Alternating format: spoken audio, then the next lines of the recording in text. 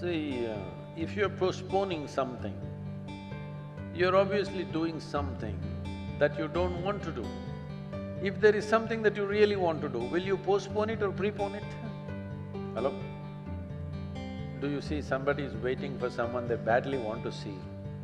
Only 10 minutes. In the 10 minutes, they will look at the watch 25 times. Why? They want to prepone it. You're doing something that you don't want to do, so you want to postpone it. I'm asking, why the hell are you doing something that you don't want to do? No, because if I do this, I will get that, I will get that.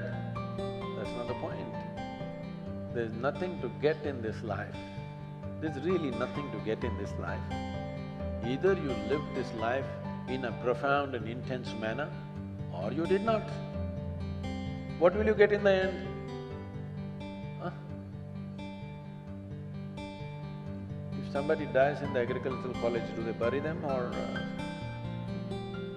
fire them? How is it? What's the tradition? Burying is good for agriculture because human beings make good manure. So in the end, what will happen to you and me? They will either bury us or burn us.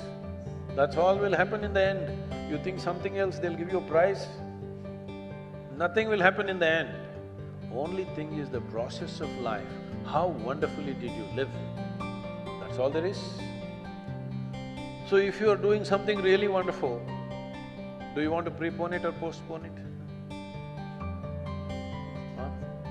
Prepone only. So you must find what is it that you really want to do. If you find that one thing, you will always prepone everything, not postpone.